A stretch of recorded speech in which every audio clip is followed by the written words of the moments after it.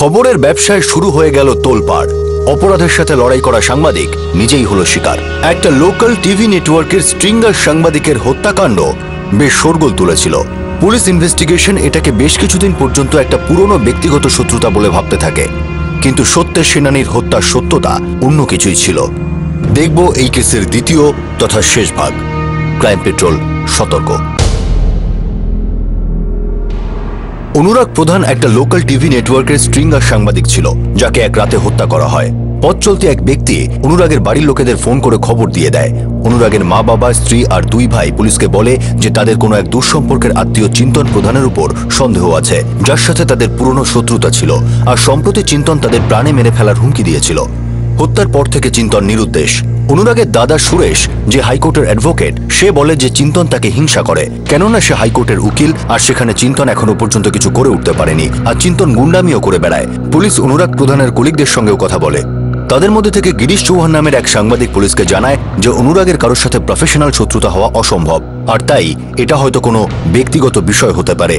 সেই সময় পুলিশ জানতে পারে যে হত্যার কয়েক মিনিট আগে অনুরাগের কাছে একটা ফোন কল এসেছিল কোনো এক অজ্ঞাত নাম্বার থেকে। গিরিশ চৌহান, যে অনুরাগের সঙ্গে সেই সময় ছিল, সে জানায় যে ফোন তো এসেছিল, তবে কার ফোন সেটা জানা নেই। পুলিশ চিন্তনকে অনেক খোঁজে, আর এক সোর্সের মারফত জানতে পারে যে অন্য শহরে সে তার এক আত্মীয়ের বাড়িতে লুকিয়ে রয়েছে। পুলিশ ওত পেতে থাকে এবং অবশেষে তাকে ধরে ফেলে। চিন্তন জানায় যে সে এই কারণে পালিয়ে গিয়েছিল কেননা সে জানত সন্দেহ সবার আগে তাকেই করা হবে। সে এই খুনের অভিযোগকে সম্পূর্ণ অস্বীকার করে। চিন্তন প্রধান উল্টে পুলিশকে এটা বলে যে অনুরাগের দাদা সুরেশ তার উপর হামলা করিয়েছিল আর তাকে প্রাণে মেরে ফেলার চেষ্টা করা হয়েছিল। সে ইঙ্গিত করে যে অনুরাগের মৃত্যুর কারণ হয়তো পারিবারিক বিষয়, আর তাতে সুরেশের হাত রয়েছে। পুলিশ চিন্তন আর সুরেশ দুজনের গতিবিধি এবং তাদের বয়ানের উপর তদন্ত শুরু করে, কিন্তু দুজনের বিরুদ্ধে কোনো জোরালো প্রমাণ পাওয়া যায় না। অন্যদিকে টিভি চ্যানেলের অফিসে কোনো স্টিং অপারেশনকে নিয়ে আলোচনা হয়, যেখানে একটা ফ্যাক্টরিতে শিশুশ্রম করানো হচ্ছে। ভিকটিম অনুরাগ প্রধানের কলিগ গিরিশ চৌহান একটা গ্রামে পৌঁছয়, যেখানে গ্রামের প্রধান গরিব কৃষকদের তাদের প্রাপ্য জলের অধিকার দেওয়ার বদলে তাদের থেকে টাকা নিচ্ছে। গিরিশ এই দুর্নীতির উপর একটা স্টোরি বানায়। গিরিশ সেই রিপোর্ট ওই গ্রামের প্রধানকে দেখায়, আর সেই গল্পকে টেলিকাস্ট না করার বদলে মোটা অঙ্কের টাকা দাবি করে। এবার তারপর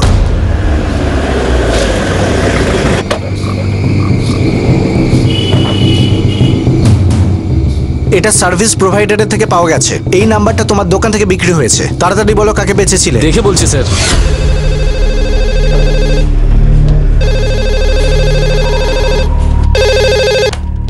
হ্যালো, বেলকাতুন পুলিশ স্টেশন থেকে পুলিশ ইন্সপেক্টর মায়াঙ্ক চৌধুরী বলছি। হ্যাঁ বলুন। একবার দেখা করতে চাই। কোনো ব্রেক থ্রু পাওয়া গেছে অনুরাগের মার্ডার কেসের? খুব তাড়াতাড়ি পাওয়া যাবে, আপনি সাহায্য করলেই। হ্যাঁ আসছি। স্যার, যা সন্দেহ করেছিলাম সেটাই হয়েছে। জাল কাগজে দেখিয়ে সিমটা কেনা হয়েছিল। জাল নাম, জাল অ্যাড্রেস। এই সব কিছুই ঠান্ডা মাথায় চিন্তা করা হয়েছে এটা মার্ডার করার জন্য। অনুরাগের কাছে যে কল এসেছিল সেটা মাত্র 30 সেকেন্ডের ছিল। হ্যালো হ্যালো 30 সেকেন্ডে কি এমন কথা হতে পারে?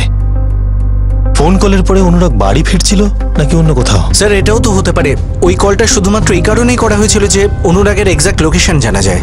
হতে পারে এই ফোন কল একটা ইশারা, একটা সবুজ সংকেত এই মার্ডার কেসের।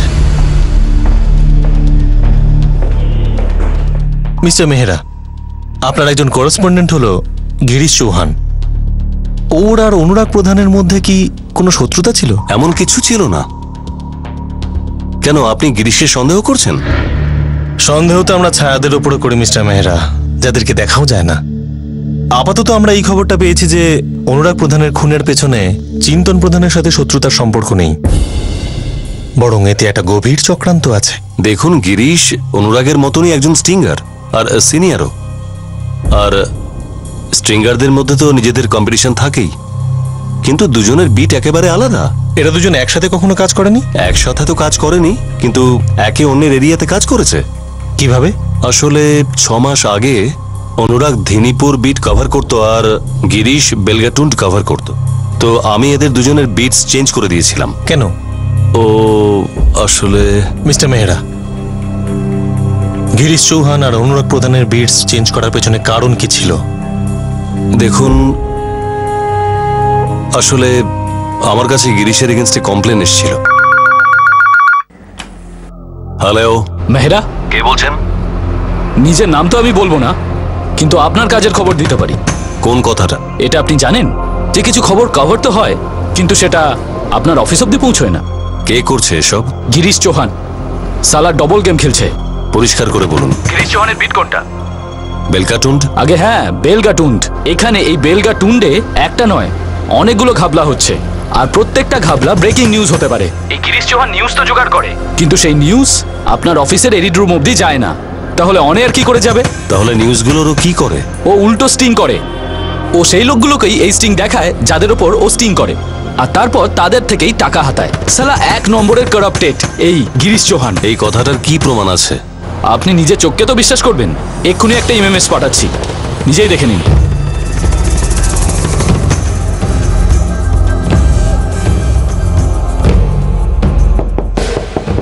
কাম ইন। বসো। কি ব্যাপার স্যার? হ্যাঁ গিরিশ, আমি অনুরাগকে বুঝিয়ে দিয়েছি যে আজ থেকে বেলগাটন বিট অনুরাগ সামলাবে, আর অনুরাগের বিট তুমি কভার করবে। কেন স্যার? কারণ আমি বলছি। এটা কি করে বলতে পারেন? প্রত্যেকটা বিটকে যত্ন করে রাখতে হয়, তার নার্ভস জানতে হয়, তবে গিয়ে এই স্টোরিগুলো তৈরি হয়। আর অনুরাগ তো ওর জায়গায় খুব ভালো কাজ করছে, আর আমি আমার বিটের প্রত্যেকটা কোণকে জানি। বহু বছর ধরে এটা আমার আমি ডিসিশন নিয়ে নিয়েছি গিরিশ, আর আমি কাউকে কোনো এক্সপ্লেনেশন দেব না। আজ থেকে তোমাদের দুজনের বিটস এক্সচেঞ্জড, দ্যাটস ফাইনাল। এটা 6 মাস আগের কথা, কিন্তু আমি গিরিশকে এখনো পর্যন্ত বলিনি যে আমি ওর ট্রান্সফার বেলগাটুন থেকে কেন করলাম। আর অনুরাগ, যাই হোক, ওকে আর কি বলবো, তো পৃথিবীতেই নেই। মিস্টার মেহরা, গিরিশ বেলগাটুন্ডে কিছু লোকেদের ভুল কাজকর্মের স্টোরি বানাচ্ছিল, আর সেই স্টোরিগুলো সেই লোকেদের দেখিয়েই ব্ল্যাকমেল করছিল। টিভিতে এয়ার না করানোর টাকা নিচ্ছিল। হ্যাঁ, দ্যাটস রাইট। এরা কারা? আমার এদের নাম এবং নাম্বার চাই মিস্টার মেহরা। সত্যি কথা বলতে কি, আমি এই লোকগুলোকে একেবারেই চিনি না। তাহলে আপনি সিদ্ধান্ত কি করে নিলেন? একটা অজ্ঞাত ফোনের ভিত্তিতে? আগে না। তাহলে ওই এমএমএস কি এমন ছিল? ওই এমএমএস এ ওই এমএমএস কিচ্ছু প্রমাণ করতে পারতো না। এর মধ্যে একটা স্টোরি ছিল যা গিরিশ কভার করেছিল। তারপর আমি আমার সোর্সদের অ্যাক্টিভেট করি আর খোঁজ নিই। এই ব্যাপারটা কনফার্মড হয়ে গিয়েছিল যে গিরিশ ওই লোকগুলোর থেকে টাকা নিত, যাতে ওদের সত্যিটা আমাদের চ্যানেলে না আসে। মিস্টার মেহরা, এটা একটা ক্রিমিনাল অফেন্স। আপনি ওকে গ্রেপ্তার কেন করাননি? দেখুন, আমি আমার সোর্সদের বলেছিলাম ওদের সামনে নিয়ে আসার জন্য, কিন্তু ওদের মধ্যে কেউ সামনে আসতেই চাইছে না। ওরা নিজেরাই ভীত যে কেঁচো খুঁড়তে কেউটে না বেরিয়ে পড়ে। আর আপনি তো জানেনই যে এই সমস্ত কেসে লোকে কিরকম ভীত এবং ইতস্তত। ইতস্তত মনোভাব আপনি দেখিয়েছেন মিস্টার মেহরা। একজন ক্রিমিনালকে ট্রান্সফার করালেন, তাকে সাসপেন্ড করেননি। আপনি বলুন, এই ব্যাপারে কি গ্যারান্টি আছে যে ও নতুন বিটে পুরনো কাজ আবার করবে না? দেখুন, আমার চ্যানেলটা খুবই ছোট, আর গিরিশ তারই একজন সিনিয়র স্টিঙ্গার। আমার মনে হয়েছিল ও বুঝতে পারবে আর ওর ভুল শুধরে নেবে। আপনি কি সত্যি এরকমটা ভেবেছিলেন? কারণ আমাদের মনে হয় এই ধরনের ব্যবহারই অনুরাগ প্রধানের প্রাণ নিয়েছে। অনুরাগ একজন ট্যালেন্টেড জার্নালিস্ট ছিল, কিন্তু ওর নিজের কিছু মত আর আদর্শ ছিল। আমার মনে হয় এই কারণের জন্যই ওকে কেউ হত্যা করেছে। যেখানে গিরিশের প্রসঙ্গ, আমার মনে হয় না যে মিস্টার মেহরা, হত্যাকারী এবং এই খুনের পেছনে ষড়যন্ত্রকারী যতক্ষণ না এই দুজন আমাদের হাতে আসে, আমাদের সন্দেহ সবার উপরে থাকবে। কখনো গিরিশের ওপর, তো কখনো অন্য কারোর ওপর, কখনো অন্য কারোর ওপর। করাপ্ট জার্নালিস্ট গিরিশ চৌহানের কোনো কৃতকর্মের কারণেই কি অনুরাগ প্রধানকে তার প্রাণের মূল্য চোকাতে হয়েছিল, নাকি গিরিশই মাস্টারমাইন্ড ছিল যে অনুরাগকে হত্যা করিয়েছিল? কেননা সে এখন তার এলাকায় সততার সঙ্গে সাংবাদিকতা করছে। এখন পুলিশের কাছে বড় প্রশ্ন যে সেটা কোন স্টিং অপারেশন ছিল, সেটা কোন কাণ্ড ছিল বা দুর্নীতি ছিল যেটাকে এক্সপোজ করার বা লুকোনোর চক্করে দুই স্ট্রিঙ্গার সামনাসামনি এসে দাঁড়ায়। স্যার, এই এলাকায় কেউ সুপারি নেয়নি। এই খবরটা একদম পাক্কা। এটা কি করে বলছিস? স্যার, গুলি দিয়ে নয়, ছুরি দিয়ে মেরেছে। একদম পাকা হাতের কাজ। স্যার, এই এলাকায় এরকম কেউ করে না। আপনি রেকর্ড দেখতে পারেন। এখানে এই কটা বছরের যে কটা সুপারি দেওয়া হয়েছে সবই বন্দুক ব্যবহার করা হয়েছে।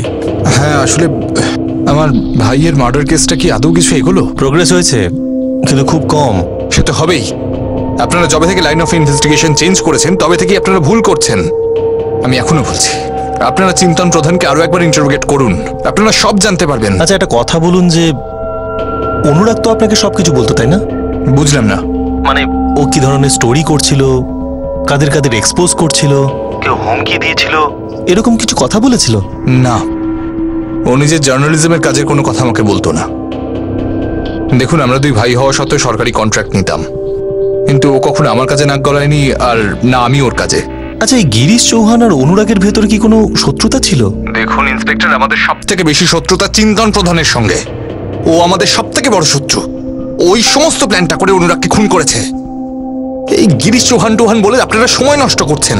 এভাবে সময় নষ্ট করতে থাকলে কেসটা উইক হতে থাকবে। দেখুন, আমরা আমাদের কাজ করছি, হয়তো একটু সময় লাগছে, কিন্তু এই খুনের কিনারা তো হবেই।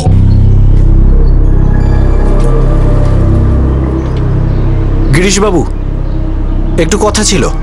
হ্যাঁ হ্যাঁ, অবশ্যই। আপনাকে আমাদের সাথে থানায় যেতে হবে। থানায় কেন? ওখানেই বলবো। না না, যেতে অস্বীকার করছি না, কিন্তু কি বিষয়ে কথা হবে সেটা জানতে পারলে। আপনার আর অনুরাগের মধ্যে শত্রুতার বিষয়ে কথা বলবো। স্যার, অনুরাগ আমার ভালো বন্ধু ছিল, আমরা কলিগ ছিলাম, আমার বন্ধু। যখন তোমাদের বিটস এক্সচেঞ্জ হয়েছিল, তোমাদের এরিয়া এক্সচেঞ্জ হয়েছিল, তখন তোমাদের বন্ধুত্বে কোনো চিড় ধরেনি? না স্যার, সেরকম কোনো ব্যাপারই না। ছিল না? আমরা তো জানি জার্নালিস্টরা নিজেদের বিটসকে নিয়ে খুব পজেসিভ হয়, নিজেদের এলাকায় খোঁজর পোষে, সোর্সেস রাখে, এলাকাটা পুরোটা চেনে, ছোট থেকে বড় সবার সাথে খুব গভীর সম্পর্ক রাখে, আর সেই সম্পর্ক সবসময় কাজেও দেয়। দেখুন স্যার, আমি জানি না আপনি কি ব্যাপারে ইশারা করছেন। হ্যাঁ, তবে বিট এক্সচেঞ্জের ব্যাপারটা যখন হয়েছিল তো আমি খুশি হইনি। ওই এরিয়াতে আমার ভালো কাজ চলছিল। ব্যুরো চিফ রাজীব মেহরা যখন অনুরাগ আর আমাকে বললো বিট এক্সচেঞ্জ করতে, তখন আমি প্রথম সন্দেহ করি অনুরাগকে। আমি আপনার সামনেই সত্যিটা বলছি। এতদিন তো তুমি এসব কিছুই বলনি, আর তুমি মুখে বন্ধুত্বের কথাই বলেছ। আগে এরকম কোনো কথা ওঠেনি, তাই হ্যাঁ, ওর উপর আমার রাগ হয়েছিল, আমি কথাও বলেছিলাম ওর সঙ্গে। অনুরাগ, এটা কি করলি তুই? এটা তোর কাছে আশা করিনি। আপনার মনে হয় যে আমি জেনে বুঝে আপনার বিট চেয়েছি? তা নয় তো কি। গিরিশবাবু, আপনি আর আমি দুজনই সিঙ্গার্স, নিজে নিজের বিডে কাজ করি। আমি কোনো বিড চেয়ে চিনতে নেওয়ার পজিশনে নেই। আমায় বস বললো আজ থেকে বেলগাটুন, আমি বললাম হ্যাঁ। কালকে আবার দিনীপুর বললে আমি আবার চলে যাব। পরশু অন্য কোথাও পাঠালে সেখানে চলে যাব। আমি কোনো বিডকে নয়, আমার কাজকে ভালোবাসি। হ্যাঁ, তাহলে তুই একটা কাজ কর, বসকে গিয়ে এক্ষুনি বল যে তোর বেলগাতুন বিড চাই না, তোর এরিয়া তোকে দিয়ে দিক। আমি কেন বলবো গিরিশবাবু? বলবো না, বেলগাটুন বড় এলাকা। হ্যাঁ, এই তো কথাটা বেরিয়ে এলো তো। গিরিশবাবু, কোনো কথাই ভিতরে ছিল না, সবকিছুই সামনে আছে। বেলগাটুন বড় এরিয়া, ওখানে আমি বেশি এক্সপিরিয়েন্স পাবো, বেশি ভালো স্টোরিজ পাবো, বেশি স্টোরিজ অন এয়ার যাবে। আর আমরা তো এটাই চাই। আর কিভাবে হবে আমাদের উন্নতি? আপনি নিজের কাজটা করতে থাকুন, হতে পারে আপনি বেলগাটুনের থেকে বড় এরিয়া পেয়ে যাবেন। All the best. আমি ওর থেকে নিজের বিটটা ফেরত চেয়েছিলাম, ও মানা করেছিল। কথা শেষ। অনুরাগও শেষ। প্লিজ স্যার, যদি আপনি আমাকে সন্দেহ করেন তো আমি হাত জোর করে রিকোয়েস্ট করছি, করবেন না। অনুরাগ আমার খুব ভালো বন্ধু ছিল। ওর খুনের ব্যাপারে যদি কোনো রকম সূত্র পাই আমি সঙ্গে সঙ্গে এনে দেব। আমরা কিছু জানতে পেরেছি, আর সেটা তোমাকে এক্ষুনি জানাতে চাই। সেটা কি? তার আগে তুমি বলো, বেলগাতুন তোমার এত পছন্দ কেন? স্যার, বললাম তো আপনাকে, বেলগাতুন্ডা একটা বড় বিট, আর আমরা অনেক বেশি স্টোরি ফাইল করার সুযোগ পাই। আমাদের তো ফিক্সড স্যালারি নেই, যত বেশি স্টোরি ফাইল করব, যা এয়ারে যাবে, যেটা অ্যাকসেপ্ট হবে তার জন্যই টাকা পাবো। গত 6 মাসে বেলগাতুন থেকে অনুরাগ যত স্টোরি অন এয়ারে পাঠিয়েছে, তত স্টোরি তুমি 3 বছরে করনি, যেখানে প্রত্যেকটা দিন তুমি একটা করে স্টোরি শুট করো। স্যার, এটা তো চ্যানেলের মর্জি। যে স্টোরি এয়ারে যায় তার পেছনে অন্য একটা স্টোরি থাকে। স্টোরি শুট করে তাকে এয়ার না করারও তো একটা দাম হয়। সেই পুরনো অভিযোগ। 6 মাস পুরনো অভিযোগ। হ্যাঁ স্যার, এই কি যে গিরিশ স্ট্রিং অপারেশন করে, তারপরে টাকা হাতায়, ব্ল্যাকমেল করে, এইসবই তো। ব্ল্যাকমেল করো না স্যার, কোথাও আপনার মনে হচ্ছে না মিডিয়ার লোকজন ঘুষখোর, এটা একটা বলা ফ্যাশন? আপনাদের প্রফেশনেরও তো বদনাম, কিন্তু আপনি ভালো করেই জানেন আপনাদের কাজের মধ্যেও ভালো অফিসার আছেন, যেমন আপনি, তেমন আমাদের সাংবাদিকদের মধ্যেও সৎ সাংবাদিক আছে, যেমন আমি এবং অনুরাগ। কিন্তু মৃত্যু তো অনুরাগেরই হয়েছে। তবে এবার কি আমি প্রাণ দেব, নাকি খুনি ধরতে আপনাকে সাহায্য করব? স্যার, আমি আপনার টিমে আছি। একজন সাংবাদিকে একজন পুলিশ অফিসারকে সাহায্য করতে পারে। খোঁজও শুধু আপনাদেরই নয়, আমাদেরও আছে। আপনার অনুমতি পেলে যেতে পারি?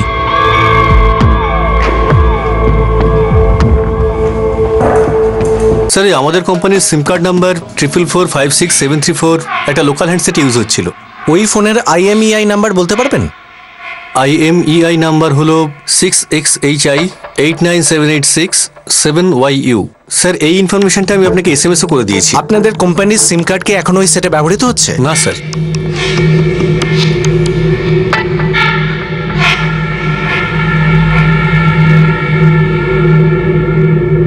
না স্যার, এই হ্যান্ডসেটে আমাদের কোম্পানি সিম কার্ড ইউজ হচ্ছে না।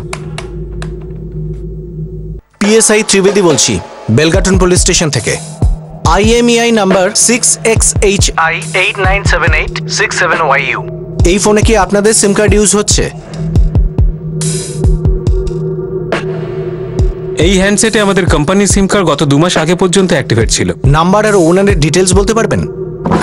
স্যার, সুবোধ নিগম, 12/6 কিষাননগর, ঝঙ্কারবাদ, মানে অন্য স্টেট। ত্রিবেদী, এই লিডটা হয়তো আমাদের জন্য সলিড হতে পারে। তুমি একটা কাজ করো, ঝঙ্কারবাদ পুলিশ স্টেশনে খোঁজ করো। মনে হয় এই লোকটা আমাদের কাজে লাগবে। পুলিশের মনে হচ্ছিল যে হয়তো এই কেস কোনো পেশাগত শত্রুতার কেস হতে পারে, কিন্তু কোনো জোরালো প্রমাণ হাতে আসছিল না, না চিন্তন প্রধানের বিরুদ্ধে আর না গিরিশ চৌহানের বিরুদ্ধে। এবার এই ইনভেস্টিগেশনে একটা নতুন নাম উঠে এসেছিল, সুবোধ নিগম। হয়তো সে কোনো পেশাদার হত্যাকারী ছিল, যে রাজ্যের বাইরের কোনো ক্রিমিনাল। হয়তো বেলগাটুনেই এমন কেউ ছিল যে অনুরাগ যে প্রদীপ জ্বালিয়েছিল তাকে নেভাতে গিয়ে অনুরাগকেই শেষ করে দেয়। কে ছিল এই সুবোধ নিগম? সুবোধ নিগম, হ্যাঁ আমাদের কাছে ছবি আছে। এখানকার নামচিন হিস্ট্রি শিটার, সুপারি নিয়ে খুন করে। কিন্তু আমরা তোমার পিছনে যেতে পারবো না। কেন দাদা? কেননা তুমি সমস্তিনগর যাচ্ছই না। মানে এখন কোথায়? পেরোলে আছে 4 মাস আগে থেকে। ওর ফটো ফ্যাক্স করতে পারবেন? হ্যাঁ, 1 মিনিট।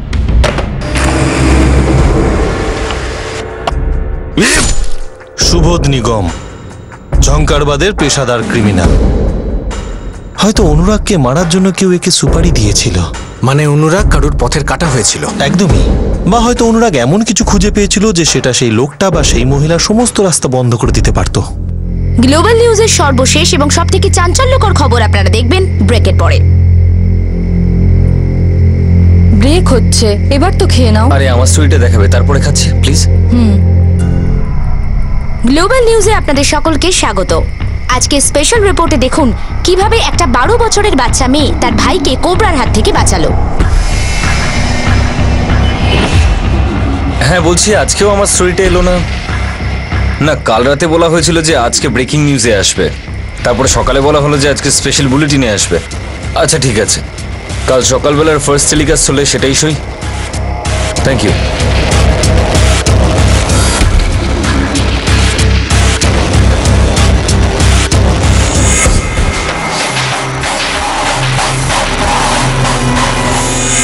আমার স্টোরিটা আজকে টেলিকাস্টেও এলো না যে।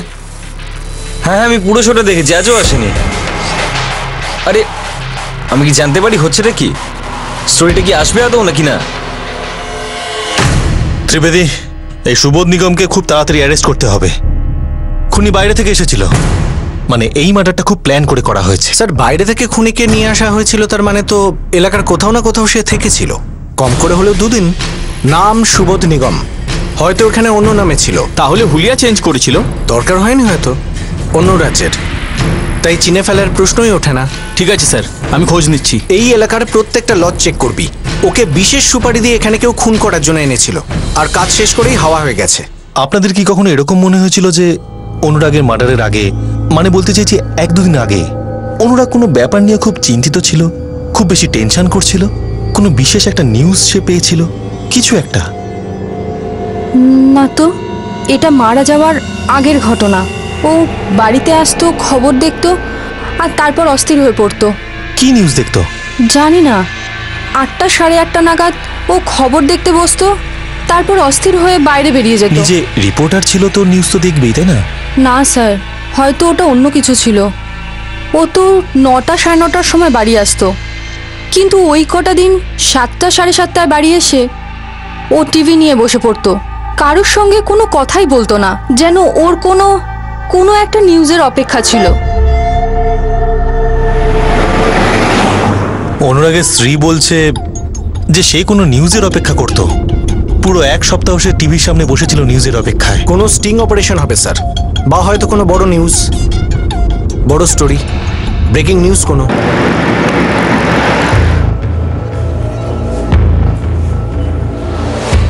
অনুরাগ কি এমন কোনো স্টোরি করেছিল যেটা নিয়ে সে হতাশ ছিল, নার্ভাস ছিল বা এক্সাইটেড? হ্যাঁ, ও একটা স্টোরি করেছিল, কিন্তু ওই স্টোরিটার কোনো অথেন্টিকেশন হয়নি। ওই টেলিকাস্ট নিয়ে ও আমাকে অনেকবার ফোন করেছিল। না, কাল রাতে বলা হয়েছিল যে আজকে ব্রেকিং নিউজে আসবে, তারপরে সকালে বলা হলো যে আজকে স্পেশাল বুলেটিনে আসবে। আমি বারবার ওকে বলছিলাম যে এর একটা অথেন্টিকেশন হয়ে যাক, তারপর যাচাই হোক, তারপর চালিয়ে দেবো কোনো ব্রেকিং নিউজের স্লটে। কি ছিল সেই স্টোরিতে মিস্টার মেহরা?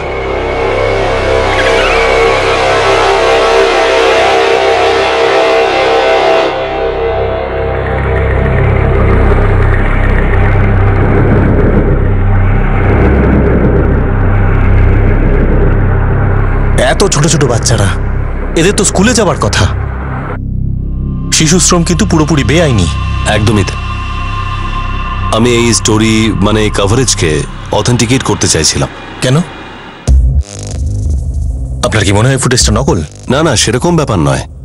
আসলে ব্যাপারটা হলো 2-4 বার রিচেক করা খুব জরুরি হয়ে পড়ে। দেখুন, আমাদের চ্যানেলটা খুবই ছোট, কাল যদি আমাদের এগেনস্টে কেউ কেস করে তাহলে তো শাটডাউন করে দিতে হবে। স্যার, এই স্টোরিটা আমি পেপারে পড়েছি, এবার আমার মনে পড়েছে। এটা আরিনাবাদ মশালে বেরিয়েছিল। মিস্টার মেহরা, এই নিউজটা কি প্রিন্ট হয়েছিল?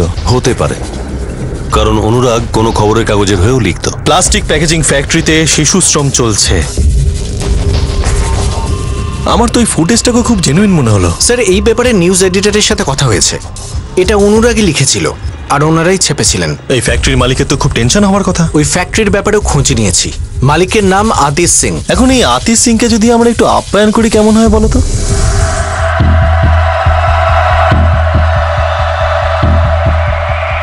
হ্যাঁ, দেখা করতে পারি, কিন্তু কি ব্যাপারে? আছে কিছু কথা যে ব্যাপারে আপনাকে জিজ্ঞাসাবাদ করতে হবে। তাড়াতাড়ি আসুন। আমি আসছি। গোবিন্দ। হ্যাঁ? আমি পুলিশ স্টেশন যাচ্ছি। কেন? কিসের জন্য? ওই কিছু জিজ্ঞাসাবাদ করবে। আমিও তোমার সঙ্গে যাই। না না, তুই কাজ কর না, আমি দেখছি। স্ট্রিঙ্গার টিভি সাংবাদিক অনুরাগ প্রধান, তার ফাইল করা একটা রিপোর্ট টেলিকাস্ট না হয় সে হতাশ হয়ে পড়েছিল। এখন পুলিশ জানতে পেরে গেছে সেটা কোন ঘটনা ছিল যা টিভিতে টেলিকাস্ট করা হয়নি। কিন্তু অনুরাগ সেই খবরটাই একটা খবরের কাগজে চেপেছিল, যেটা পুলিশের হাতে চলে আসে। ঘাতক কি পুলিশের হেফাজতে আসতে চলেছে, নাকি খবরের এই কাহিনীতে এখনো আরো টুইস্ট বাকি রয়েছে? এটা এটা আপনি কি বলছেন? তুমি অনুরাগ প্রধানকে মার্ডার করিয়েছো। আমি কাউকে মার্ডার করাইনি। আর আমি ওকে কেনই বা মার্ডার করাবো? কারণ ওর স্টিং অপারেশনের ভিডিও আর নিউজ পেপার আর্টিকেল তোমার ফ্যাক্টরিতে ঘটা শিশু শ্রমিক মানে চাইল্ড লেবারকে হাইলাইট করেছিল, আর যেটা কিনা পুরোপুরি বেআইনি। একদম স্যার, আর এই কথা আমি মানিও। আর আমার ফ্যাক্টরিতে কোনো চাইল্ড লেবার কাজ করে না স্যার। আমি ওই ফুটেজটা দেখেছি। স্যার, আপনি যা কিছু দেখেছেন ওটা পুরো সত্যি নয়। মানে যারা কাজ করছিল তারা বাচ্চা নয়? বাচ্চা স্যার, হ্যাঁ বাচ্চা, কিন্তু সে মজদুরি করে না স্যার। আমার ফ্যাক্টরিতে যে মজদুররা কাজ করে ওগুলো তাদের স্কুল শেষ করার পর ওরা ওদের মা বাবার কাছে চলে আসে, কিছু সময়ের জন্য ওদেরকে সাহায্য করে, সেটা 15-20 কি আধ ঘন্টার জন্য। বাকি সময়টা তো ওরা ওখানে মস্তি করে, খেলাধুলা করে, আর এতে আমার কোনো আপত্তি নেই। এগুলো মজদুরি নয় স্যার। ওই ফুটেজে তো বাচ্চাদের মজা করতে দেখা যাচ্ছে না। অনুরাগ তোমার চুরি ধরিয়ে দিয়েছিল। স্যার, আমি কোনো চুরি করিনি। অনুরাগ যখন আমার ফ্যাক্টরিতে স্ট্রিং অপারেশন করায়, আমি শুধু ওর সঙ্গে কথা বলেছিলাম।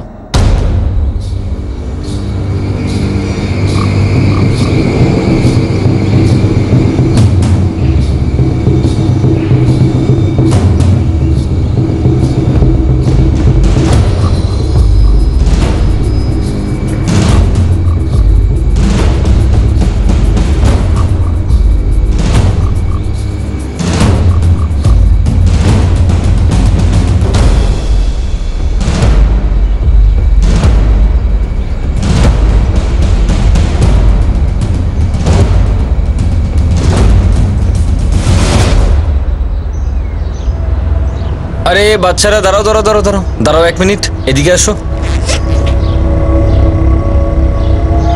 বাচ্চারা, তোমরা এখানে কাজ করো? হ্যাঁ, একদম ভয় পেও না। বলো বলো, তুমি বলো এখানে কতক্ষণ কাজ করো? আচ্ছা, টাকা দেয়? টাকা টাকা দেয় এরা? কত টাকা দেয়? আচ্ছা, তোমাদের মধ্যে কি স্কুল যায়? স্কুল? দাদা, এটা কোন সিনেমার শুটিং চলছে? আর আমাকেও কোনো রোল টোল দিন, দেখতেও ভালো, হিরো টিরো বানিয়ে দিন। হিরো বাচ্চাদেরকে দিয়ে মজদুরি করে না আতিশ সিং, এটা পুরোপুরিভাবে বেআইনি। আর যেটা তুমি করছো এটা আইনি। কারো প্রাইভেট প্রপার্টিতে ঢুকে এইভাবে ছবি তোলা, ভিডিও করা, এটা কোথাকার আইন? ডাকবো পুলিশকে? হ্যাঁ ডাকো, এক্ষুনি ডাকো। হতে পারে ভিতরে আরো কিছু বাচ্চা কাজ করছে, আমি লাইভ লিড শুট করবো। খুব উঁচু গলায় কথা বলছো। কে তুমি? গ্লোবাল নিউজের রিপোর্টার। এত জোরে বলি যে পুরো আরিনাবাদ শুনতে পায়, আর লোকে শোনেও। কেন জানো? কারণ আমি সত্যি বলি। আরে এটা তো ভালোই কথা, সত্যি তো বলাই উচিত। আর আমি তো এটাই বলবো যে দুনিয়াকে সত্যিটাই দেখাও। এই বাচ্চারা এখানে মজদুরি করে না, এখানে আসে, এখানে আসার পর মজা করে, খেলাধুলা করে, আর একটু বাবা মাকে সাহায্য করে, আর এতে ওদের পেটও ভরে যায়, কিছুটা পয়সাও পেয়ে যায়। আর এইসব যদি তুমি দেখাতে চাও তাতে আমাদের পপুলারিটিও বেড়ে যাবে। এত যদি বাচ্চাদের উপর দয়া হয় না, তাহলে ওদের স্কুলের ফিসটা দিয়ে তুমি ওদেরকে হেল্প করতে পারতে। এই শিশু শ্রমের যে দয়া দাক্ষিণ্যটা না, এটা কোর্টে বেআইনি দাঁড়াবে, ক্রিমিনাল কেস হবে তোমার। দেখো কথাটাকে কোথা থেকে কোথায় নিয়ে যাচ্ছ। একটা কাজ করি, চলো ভেতরে গিয়ে বসে কথা বলি। না না, থ্যাংক ইউ সো মাচ। আমি তোমার ইশারাটা বেশ ভালোভাবেই বুঝতে পারছি। তুমি শুধু এই নিউজটা টেলিকাস্ট হওয়ার অপেক্ষা করো। গোটা দেশ জানতে পারবে যে চাইল্ড লেবার এখনো সমাজে জীবিত রয়েছে। স্যার, আমি যদি ওকে মারতেই চাইতাম তাহলে ওখান থেকে ওকে যেতেই দিতাম না। আমি এটার জন্য অপেক্ষা করতাম না যে এটা টিভিতে দেখাক বা খবরের কাগজে বেরোক। স্যার, আমি একজন বিজনেসম্যান, বহু বছর ধরে বিজনেস করি। লাইফ রিস্ক কেন নিতে যাব স্যার? না জীবনে আমি এই কাজ করেছি, না কোনোদিন করব। আমার মনে হয় এই লোকটা উত্তরগুলো সব মুখস্থ করে এসেছিল। এর অনুরাগ প্রধানের মার্ডারের সাথে কিছু না কিছু কানেকশন তো নিশ্চয়ই আছে। স্যার, এনার কারখানায় শিশু শ্রমের ব্যাপারটা শুধু পেপারেই ছেপেছিল। যদি টিভিতে আসতো তাহলে কারখানা সিল হতে পারত, ওর ব্যবসা খতম। বিজনেস শেষ হয়ে যাওয়ার হাত থেকে বাঁচার জন্য অনুরাগকে শেষ করে দিয়েছে। এরকমটা হতেই পারে। ব্যাস, সলিড একটা লিড আমাদের হাতে আসুক, তারপর এই সব কটাকেই আমি দৌড় করিয়ে মারব। আর অবশেষে সেই লিড এলো। এই লিড সেই শেষ পেরেকের মতো ছিল যেটা পুলিশ এই কেসের কফিনে পুঁততে চেয়েছিল। এই লিডের পর কোনো অভিযুক্তের পক্ষেই সরল মুখোশের পেছনে লুকোনো সম্ভব ছিল না।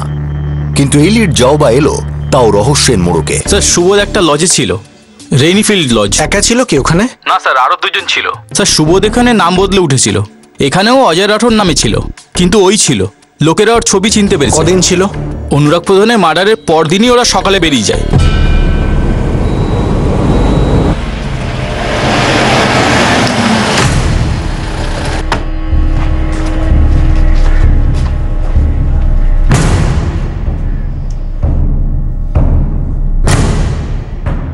স্যার, এই লোকটা আর এর দুটো সঙ্গী 18 মার্চ এখান থেকে চেক আউট করেছে। অনুরাগের মার্ডার হয়েছিল 17 তারিখ রাতে, আর এরা চেক আউট করেছে 18 তারিখ সকালে। চেক ইন কখন হয়েছিল? স্যার, আমি চেক করে বলছি। করো। স্যার, এই লোকটা এখানে ছিল অজয় রাঠোর নামে, আর ওর দুজন বন্ধু মনীষ তিওয়ারি আর সাকেল বেহেলের নামে এখানে থাকছিল। আর এরা সবাই 16 তারিখ চেক ইন করেছিল। কোনো আইডি প্রুফ রাখুনি? স্যার, অ্যাকচুয়ালি ওই রুমটা আগেই ক্রেডিট কার্ড দিয়ে বুক করা হয়েছিল। কার্ডের ডিটেল পাওয়া যাবে? ওই আসছি স্যার।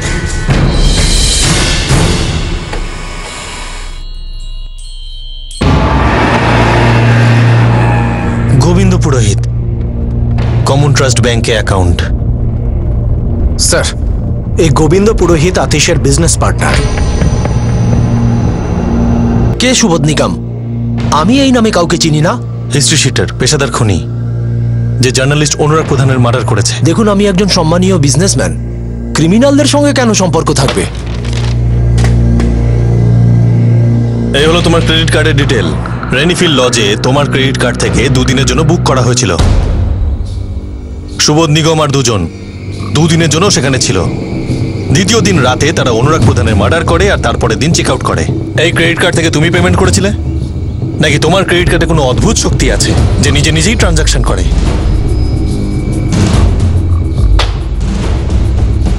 মিস্টার সম্মানীয় বিজনেসম্যান,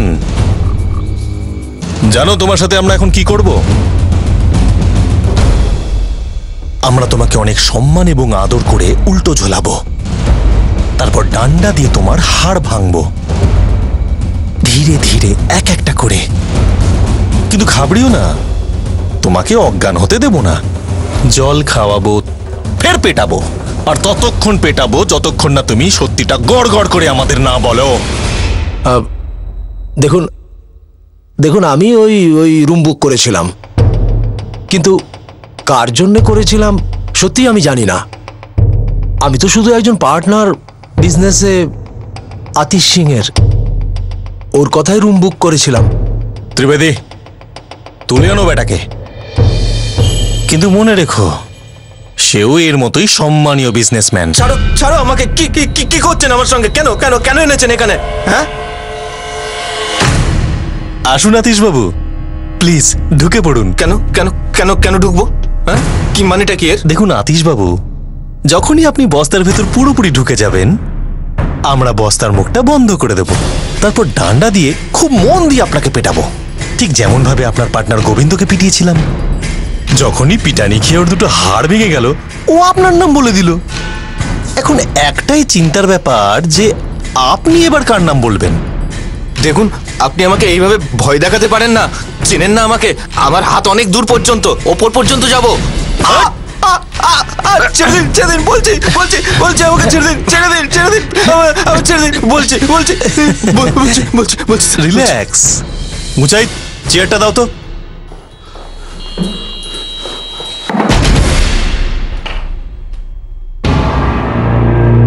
চলো শুরু হয়ে যাও।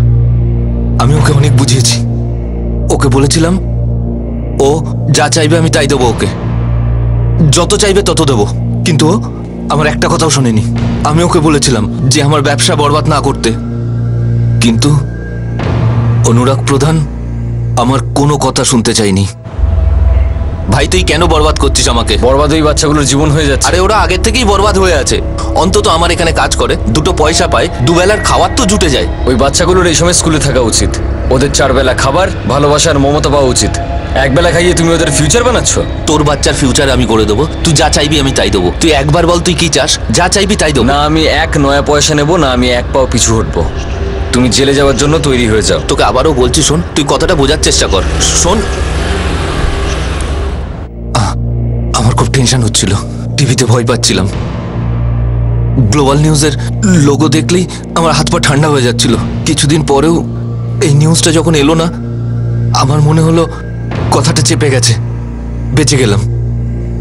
কিন্তু তারপর একদিন হঠাৎ আরিনাবাদ মোশাল নিউজে এই খবরটা বেরিয়ে গেল। ওই নিউজ ছাপার পর কি হয়েছিল? আমার হাল খারাপ হয়ে গেছিল। আমার ভয়ের চোটে রাত্রিবেলায় ঘুম আসছিল না। যদি এনকোয়ারি বসে যেত আর কোনো সৎ অফিসার আসতো, আমার ফ্যাক্টরি সিল হতে পারত। আমি আর গোবিন্দ দুজনাই লক আপে। আমি খুব টেনশনে ছিলাম। আমার কিচ্ছু মাথায় আসছিল না যে আমি কি করব। অনুরাগ আমার কোনো রাস্তা খোলা রাখেনি।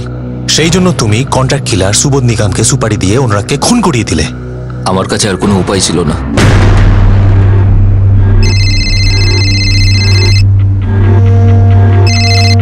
হ্যালো,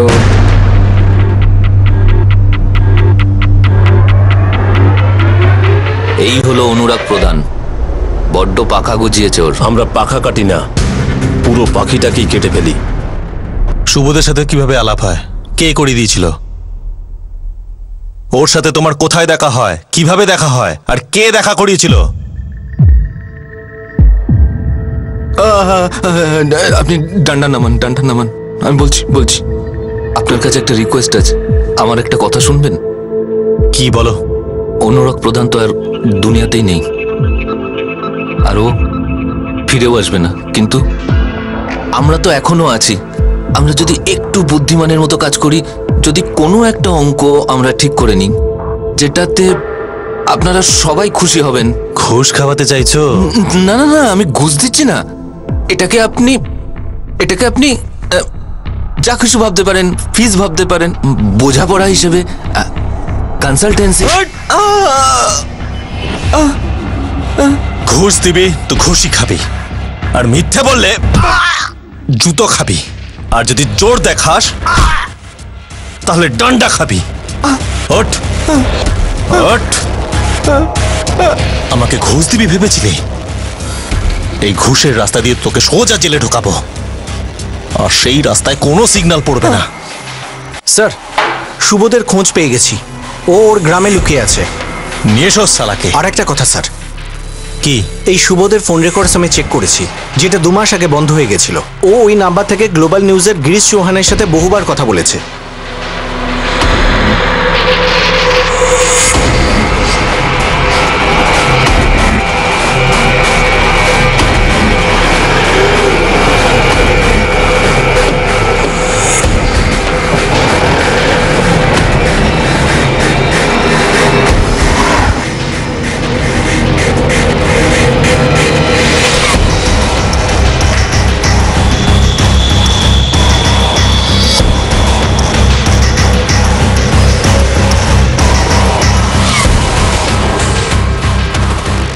সুবোধ নিগম, গিরিশ চৌহান, আতিশ সিং, চল এখন তাড়াতাড়ি 3 জন মুখ খোল। আর একটা কথা মনে রাখবি, যদি তোদের মধ্যে কেউ একটুও চালাকি করার চেষ্টা করেছিস, তাহলে ধরে নিস সেটা তোদের জীবনের সব থেকে বড় বোকামো হবে। হ্যালো গিরিশ, এই অনুরাগ কে রে? আরে 1 নম্বরের মাথা ব্যথা। কেন, কি করেছে? আরে তেমন কিছু না, আমার ফ্যাক্টরিতে এসেছিল, বাচ্চাদের ভিডিও তুলেছে, আমি হাতে নাতে ধরেছি। আমি ওকে টাকা পয়সার কথা বলেছি, কিন্তু ও কোনো কথা শুনতেই রাজি না, আদর্শবাদী কথা বলছিল। আরে আতিশ ভাই, ওর মাথা খারাপ, আদর্শবাদের রোগ আছে ওর। আমি তো ঝামেলা পোয়াচ্ছি। আরে এই এলাকাটা তো তুই আগে দেখতিস। আরে কি বলবো ভাই তোমাকে, ও অফিসে চুগলি করেছে আমার নামে, বসকে বলে ওর বিটটা আমার উপরে চাপিয়েছে, আর ওই বাঁদরের ঘাড়ে চাপিয়েছে বেলগাতুন্ড। নিজেও খাবে না, অন্য কেউ খেতে দেবে না। বলেছিলাম আমার বিট ছেড়ে দে, কিন্তু না, বেলগাতুন্ডে তো ঝান্ডা গাড়ে বসে আছে। বেলগাটুন বড় এরিয়া, ওখানে আমি বেশি এক্সপিরিয়েন্স পাবো, বেশি ভালো স্টোরিজ পাবো, বেশি স্টোরিজ অন এয়ার যাবে। আর আমরা তো এটাই চাই। আর কিভাবে হবে আমাদের উন্নতি? আপনি নিজের কাজটা করতে থাকুন, হতে পারে আপনি বেলগাটুনের থেকে বড় এরিয়া পেয়ে যাবেন। All the best. অনুরাগ, রাজীবটাকে তুই জানিয়েছিস না আমার ব্যাপারে? কি বলেছে? নাটক করিস না। রাজীব মেহরাকে তো তুই বলেছিস যে গিরিশ চৌহান এখানে বেলগাতুন্ডে স্ট্রিং অপারেশন করে, তারপর সেটাকে এয়ারে পাঠায় না, বদলে সেখানে ব্ল্যাকমেল করে, টাকা হাতায়। গিরিশবাবু, আপনি পাগল হয়ে গেছেন? আপনার ব্যাপারে এসব আমি বলবো? আর কাজের ব্যাপারে আমি কোনো লুকোচুরি করি না। আমি বেলগাটুনের বিটটা চাইনি, কিন্তু যখন দেওয়া হয়েছে তখন আমি ছাড়বো না। এখন একটাই উপায় আছে, ছেলেটাকে সোজা করবার জন্য নিজেদের আঙুল ব্যাঙ্কা করতে হবে। তাহলে বল কি করব? দেখো ভাই, যদি ও এই স্টোরিটা এয়ারে পাঠিয়ে দেয়, তুমি তো খুব খারাপ ভাবে ফাঁসবে। তার উপরে যদি কাগজেও ছাপিয়ে দেয়, তো আমি এই কথাই বলবো যে ওর আদর্শবাদের ল্যাজ গুটিয়েই থাকবে, সোজা কিছুতেই করা যাবে না। আরে ঘুরিয়ে ফিরিয়ে বলছিস কেন? সোজাসুজি বল না, কি বলছিস তুই? আতিশ ভাই, ফুল অ্যান্ড ফাইনাল। এতে একটু খরচা হবে, কিন্তু সেটা তোমাকেই করতে হবে। রাজি থাকলে কথা বলবো। যখন কথাই শুনছে না, তখন লাথি মারতে হবে। সুবোধের সাথে গিরিশ দেখা করিয়েছিল, এরপর অনুরাগের সাথে কি করা হবে, কিভাবে হবে, এসব প্ল্যান সুবোধের ছিল, আর ও কাজ করে দিয়েছিল।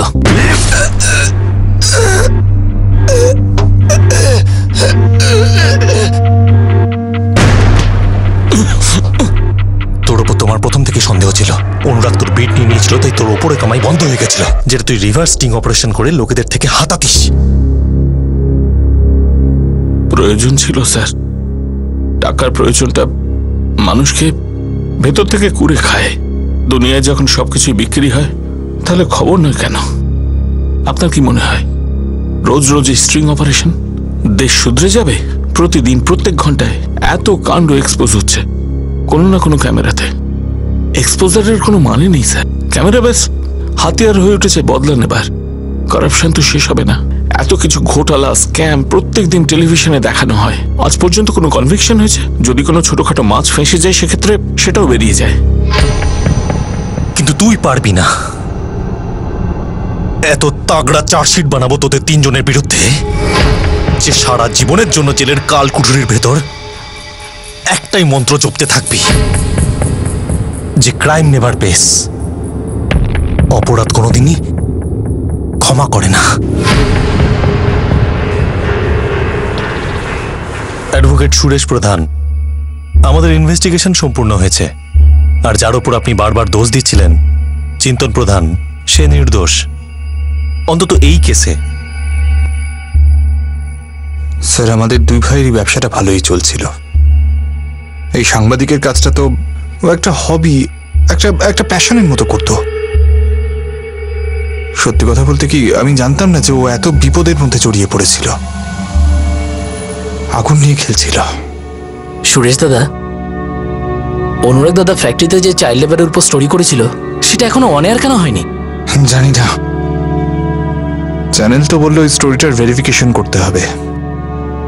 জানি না কেমন ভেরিফিকেশন আর তার কি বা দরকার, আর হয়তো কখনো জানতেও পারবো না।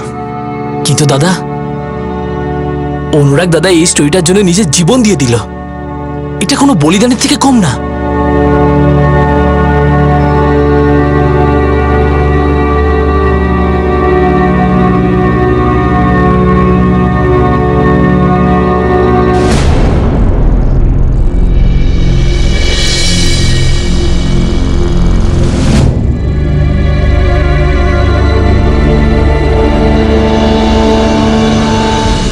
আতিশ সিং, গিরিশ চৌহান আর সুবোধ নিগমের বিরুদ্ধে আইপিসির 302 ধারা অনুযায়ী হত্যা আর 120 বি ধারা অনুযায়ী ক্রিমিনাল কনস্পিরেসির অভিযোগ দায়ের করা হয়েছে। যখন আতিশ সিং অনুরাগ প্রধানের হত্যার পরিকল্পনার কথা স্বীকার করে, তখন গিরিশ চৌহানের নাম একবারও মুখে আনেনি। সে হয়তো গিরিশ চৌহানকে মাঝখানে আনতেই চায়নি। আতিশ সিং গিরিশকে কেন লুকোচ্ছিল? এমন কি কোনো কারণ হতে পারে যে গিরিশের গ্রেফতারি অনেক পুরনো অপরাধ প্রকাশ্যে এনে ফেলত? অনুরাগ প্রধান একটা ফ্যাক্টরিতে শিশু শ্রমকে তার ক্যামেরায় বন্দি করে সরকার আর জনতার সামনে আনতে চেয়েছিল। সে একজন সৎ স্ট্রিঙ্গার ছিল, সে বাস্তবেই জনহিতের জন্য কাজ করত। আর গিরিশ চৌহান সেই স্টিং অপারেশন করার পর দোষী পক্ষের উপর রিভার্স স্টিং করত আর তাদের কাছ থেকে টাকা আদায় করত। এই ধরনের ব্ল্যাকমেলিং না শুধু আইনত অপরাধ, বরং সাংবাদিকতার মতো একটা নোবেল প্রফেশনে বেশ বড় একটা কালিমার বিষয়। একটা প্রশ্ন উঠছে যে অনুরাগ প্রধান কি এই ধরনের করাপশনের বিরুদ্ধে স্টিং অপারেশন করে উচিত কাজ করছিল? তার এই পদক্ষেপ কি ব্যর্থ ছিল কেননা সিস্টেম তার সঙ্গে ছিল না? এই কেসে অনেকগুলো প্রশ্নের উত্তর পাওয়া যাচ্ছে না। সেটা হয়তো এই কারণে কেননা খবরের ব্যবসায় নীরবতার দর সবচেয়ে বেশি। আপনাদের সাথে আবার দেখা হবে ক্রাইম পেট্রোল সতর্কতে আরো একটা নতুন কেস নিয়ে। ততক্ষণ নিজের খেয়াল রাখবেন, সুরক্ষিত থাকবেন আর মনে রাখবেন, সঠিক সময় সঠিক পদক্ষেপ। সতর্ক থাকুন।